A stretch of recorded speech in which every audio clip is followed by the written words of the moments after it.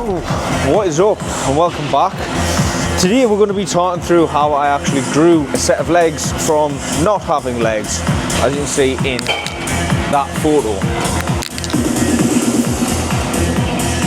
This should be applicable to pretty much everyone, so if you are looking to grow some pins, watch, listen and apply what I'm about to be talking about, because I used to not train legs at all when I was younger.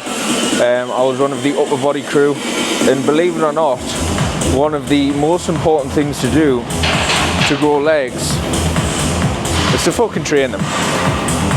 We're going to be going through a lot of my favourite exercises for leg growth, why I do them, and how to get the most out of them to make sure that you are growing some big legs. First exercise of the day is the adductors. So it's the inner thigh. So essentially it's going to help close that gap while on stage, having that bigger inner thigh muscle. And when you are setting on the adductors, you want to basically get it to a good range of motion. Don't overstretch where you're going to potentially be causing yourself any injuries at that stretch portion. Cross. You can see it's better there. At that stretch portion. So the way you set this up safely is set it to your end range. So I'm on like F on the adjustment here. A, B, C, D, E, F, if you need to know the alphabet. And what you want to do is on your first rep, you want to push that in. You can have your feet on already. I'll push it in and get my feet on. And you just sort of hold it there until you're ready to go into your set. Now, when you're fully open, when you're fully stretched, you want to pause. So bring it down, slow, controlled pause, and then just think about touching your knees together. Try and ignore getting your feet together because it's going to take load off the inner thighs. So you want to control it down, pause, in, squeeze. So the reason we pause is because if you're flying into that hole and flying back out, you can guarantee you're going to pull something around that area. It's an area that is quite risk injury prone, I would say, groin area, and you don't want it because it'll just fuck up your leg days. So Adductor Machine, let's fucking hit it.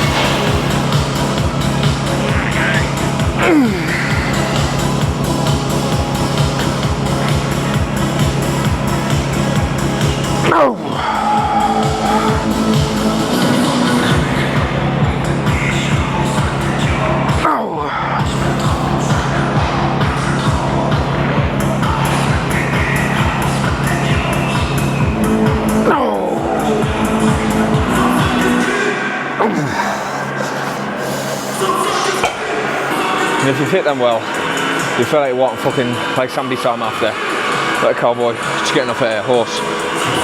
So, as you're saying at the end of that set as well, pushing them back in to dismount the machine. Otherwise, again, if you're like trying to climb off while it's fully stretched, massive risk of injury, and we don't want that. It's going to take away from intensity gains and progress in the gym. Maybe spend some time out of the gym, or at least time away from certain movements, which you don't want. This music's really fucking loud. So I'll see you in the next one. Right, it's a bit quieter now. Leg curl. So I prefer the seated leg curl than a prone leg curl. Reason being, science nerd style, studies show you're going to get a bit more muscle growth of a seated leg curl. And the reason for that is because of how you're stretching the top of the hamstrings by actually being seated. So when you're laid down, it's causing the top of the hamstrings to become less stretched, and as you sit up, it actually stretches it through because it's like all connected, so it stretches the posterior chain. So you're already getting that pre-stretch in it, so you're getting a good load under that stretch when you're here. So one thing with hamstring curls, two things at the top of the movement you don't want to be doing is one, letting that weight touch down, taking the tension off, and two, if you can get so far up and the weight doesn't touch down that you lock out and you get a straight knee, avoid that as well. So you want to be getting fully stretched hamstring without transferring the load to the joint where it's actually just locked joint and that's where the load's going. You want to be keeping it slightly off from locked, keeping the load under the hamstring but getting it as stretched as you can. Fire under nice and hard, and again, controlled reps. Eccentric is important. It controls your reps, it reduces the risk of injury, it lets you standardize the form much better. And all of those things leads to more muscle growth. So don't listen to science-based nerd fucking dickheads. And I would usually use the seat belt, but I'm on a different machine to usual. I usually use the Prime, it's taken, we're hitting the Cybex. Don't need a seat belt on here, this pad locks down nice and hard. So let's just fucking smash it.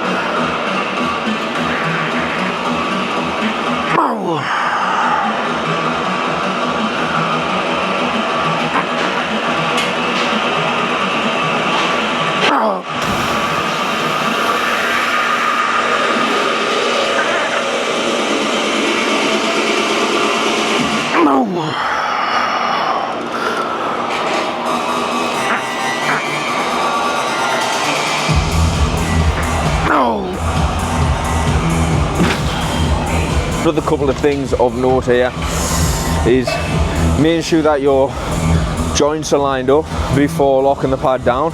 You don't want your joint off center and then loading through. Again, could cause injury. Basically put torque in it, which you don't want. Fucking hell, hamstrings are dusty there. And pushing yourself hard into the back of the seat. So these handles are here for a reason. I see people with the hands like anywhere but here, and it's fucking weird. They're here for a reason. Push in, or the bar, push in, and push yourself against the back pad. Give yourself the most stable position to push through hard. If you're not, your hands are wobbling all over. I've seen people doing this where they like look like they're trying to like put the hand somewhere. Fucking handles there. Grab and push them in hard. Get a better set. 2 on here, then leg extensions. Bit of fucking gaga. Come on.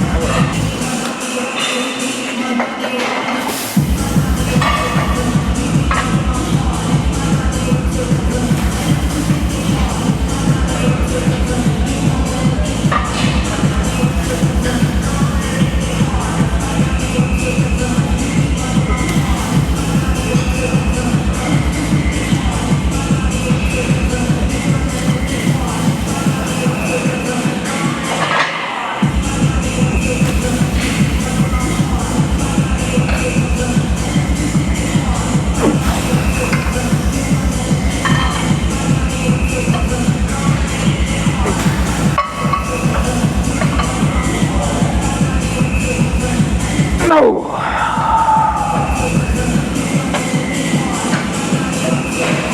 No!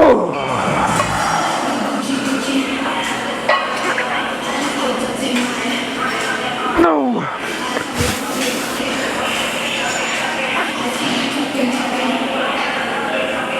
Ah!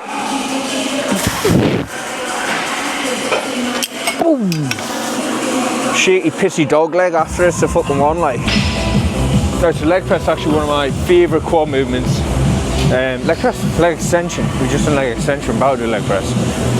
Unfortunately, I couldn't talk through it. I was training with a pal of mine, so I wasn't going to record that, just record the set. Yeah, so you want to make sure that you're getting, again, it's basically the exact same crap as the hamstring curl. You want to make sure that you are getting full range of motion, you're not bottoming it out, and you're not taking the loading off the quads by locking the joint as well. You want to make sure everything is lined up before you get into the set as well. Push fucking hard, so everything across every movement. That's the main thing here, like intensity and form. Get your form down right, get your intensity down right, and progress. We're setting up the leg press, the big bad leg press, and hunting PBs. Let's get it.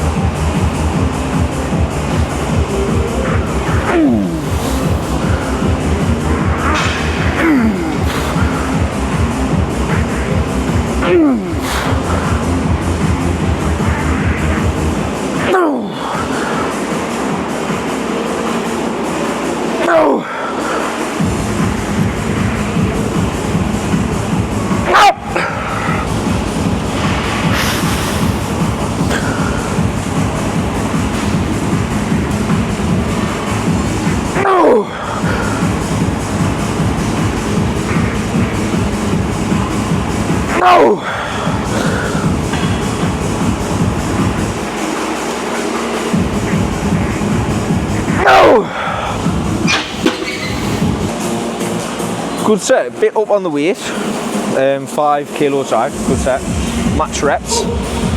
This set, I'm going to go to complete failure, so try and set myself up for that.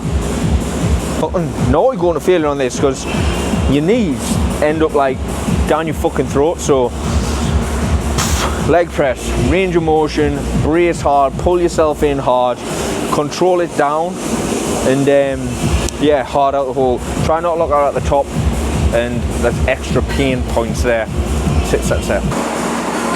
Yep. Boom.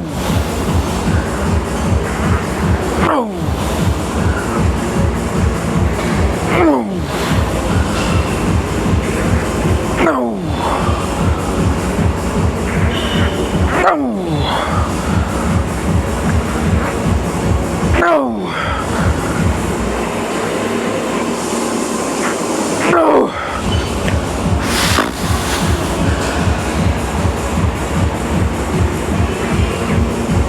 No!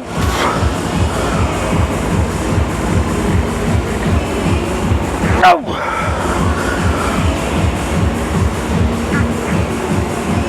No!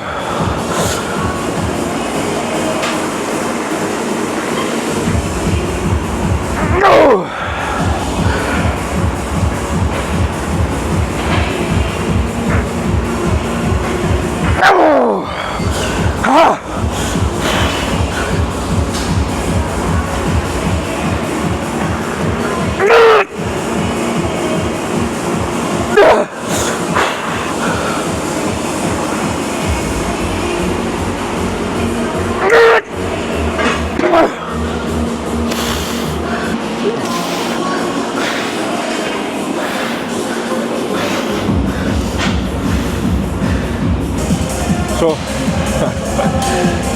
failure has been achieved. A few lockouts to finish that, but we got there in the end. I don't know how many reps it was. Somewhere between 12 and 16, I think. I'll have to watch it back. Up next is glute drives on the hip thrusts on the Smith machine, but Smith machine is being used right now, so we're going to do calf raises instead. But yeah, exercise that you're seeing me do now, this isn't by any means what I'm saying is the best exercises to do, right? So the only exercises that I would say is like really fucking optimal to get in for leg training. There's seated ham curls and leg extensions. These are the two like isolation ones that you want to get in there. If you're not bothered, if you're not sitting on stage, you're not bothered about having big adductors or closing the gap in your legs, I'll maybe train them once a week. Wouldn't bother doing too much on them. They're gonna get trained in squats and stuff like that when you like actually pressing anyways. Free bar movements, squat patterns, hack squats. pendulum squats or back squats. Fucking brilliant. I'm not doing them right now, but fucking brilliant. Just because you're not seeing me do them here doesn't mean you shouldn't be doing them yourself. Maybe coming in the next right mesocycle. So it's just picking stuff that you feel like you're going to connect well with, you feel like you're going to get good stimulus off, and you can run up progressive overload. They're good exercises. So when I say this is how I built my legs up, the fundamentals, the actual fundamentals of our training with good intensity, good form, tempos, progressive overload, those are the things you need to concentrate on. Not, oh well, so-and-so does a pendulum squat with a bounce at the bottom, so that must be the best thing. No, it's not. It just works for him. It'll probably work for you. But there's other exercises as well out there, so don't get put far on the trap. Right, calf raises.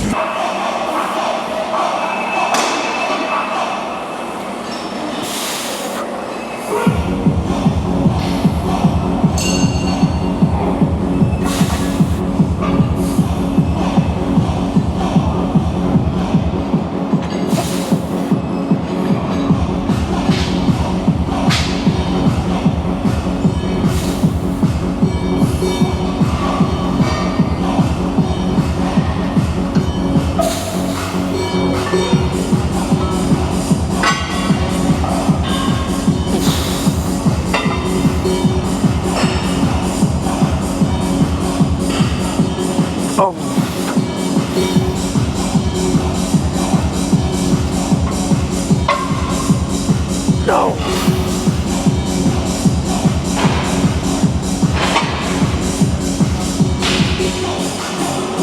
No.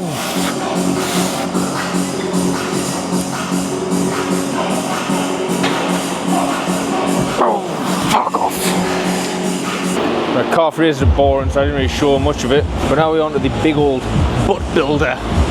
Butt builder, man. So you're gonna set this up so you can see me thrusting.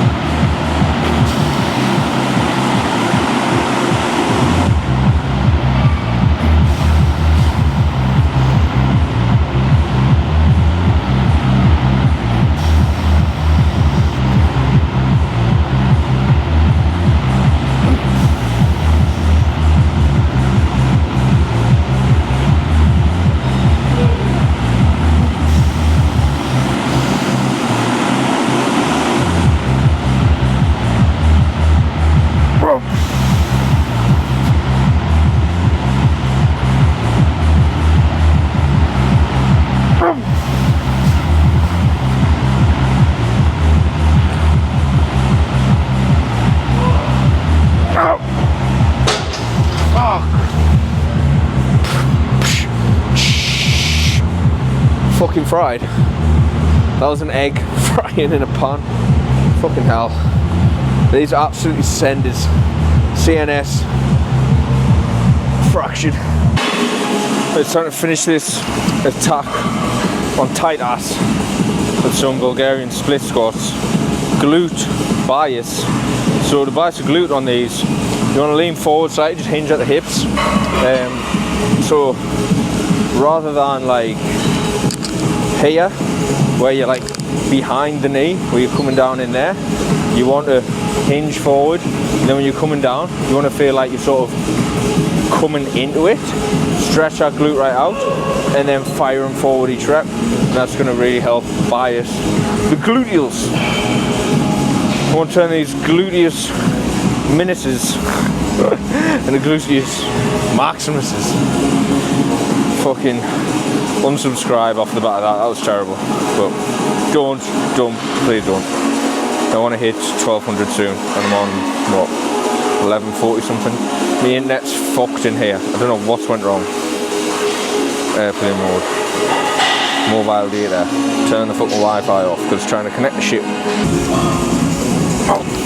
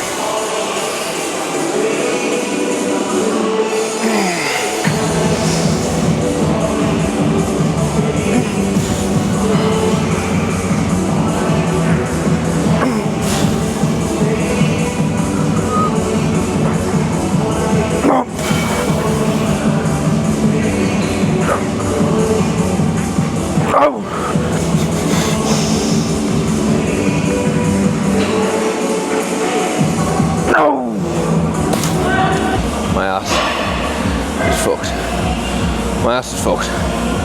Not literally. Kind of literally, but not in that way. It's hurting, throbbing.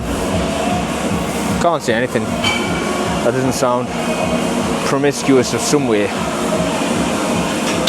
And if I've attracted my niche specific viewers that I would assume I do, these are all fucking thinking it. Sick cunts. Cable crunch to finish. Done one set, so finish off with some abs. Go home, show you the mountain of cereal I'm going to have, and then talk through some key points about legs, training them, whether you should train them once per week, twice a week, how many sets, all the rest of it. So stick around for a breakdown. Might even get the whiteboard out. We'll see.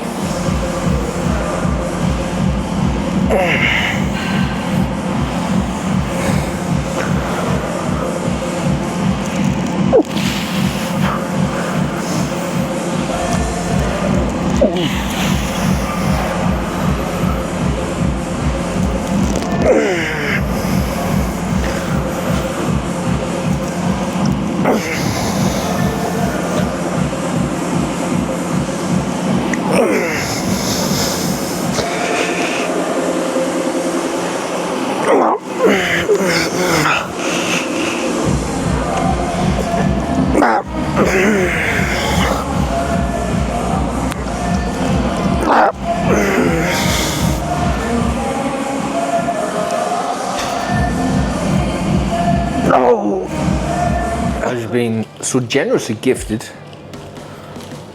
some new flavoured whey protein. I know it looks like a certain substance, but it's not. Pumpkin spice flavour and sticky toffee pudding flavour, because it's two flavours that I've been looking at, and yeah, got nicely gifted it to try. So it's going in my Rice Krispies, which I'm going to serve up now. It's going in my Rice Krispies, or what are they called actually? Crisp Rice by Harvest Moon, Aldi specials.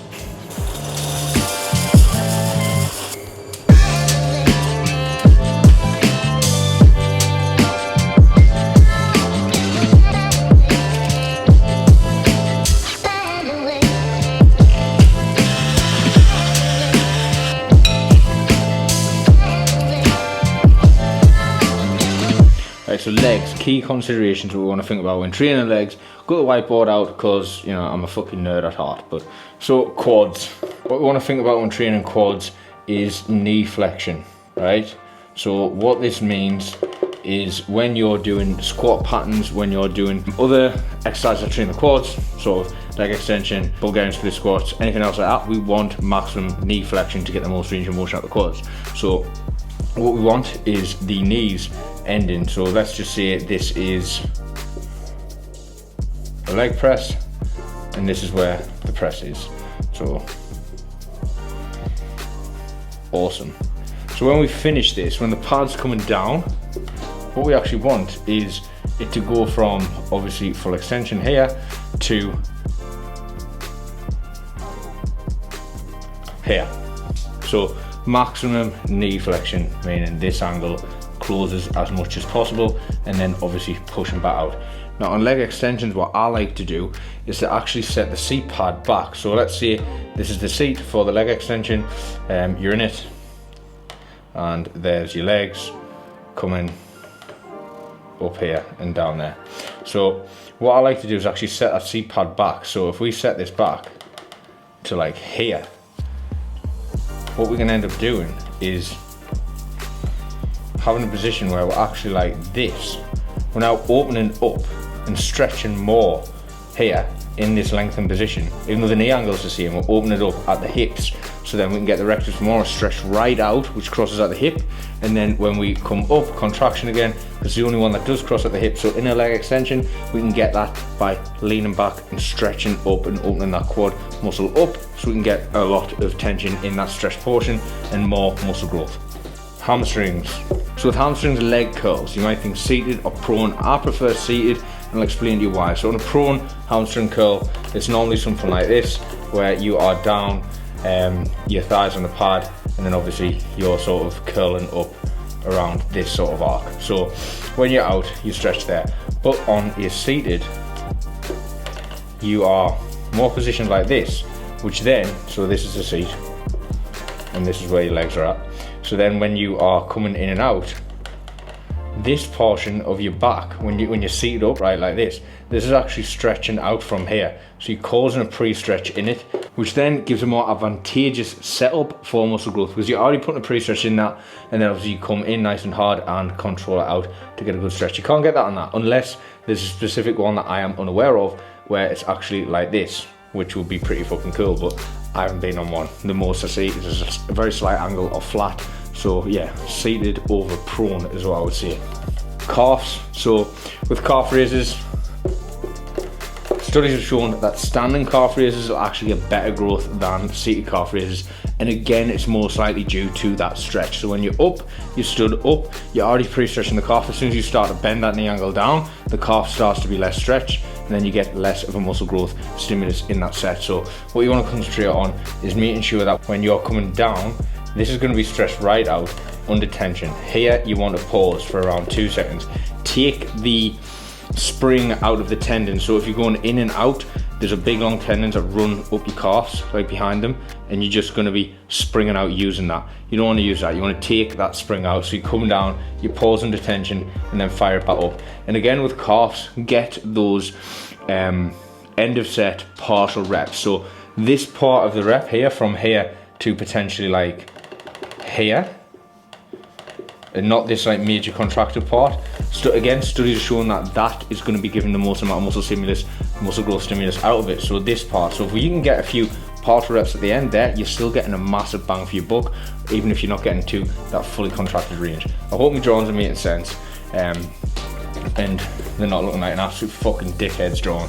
Now with sets, with reps, again, it's what you can recover from. So your maximum recoverable volume, so the most amount of sets you can do, working sets, hard sets, while being able to recover. Find it, work at it, until obviously you may need to drop off, but that's going to give you the best bang for your buck. And that could be something like 2 sessions a week, and then session 1 is 6 quads, 4 ham, 3 calf, and then we'll toss in 3 adductor as well. Session 2, again, 6 quad, 4 ham, 3 calf, 3 adductor. And you could run it at that, and that could be simply like a leg press and a leg extension, or a squat and a leg extension, a hack squat, something like that. Hams could be something like an RDL, and that's 4 by the way, not 6.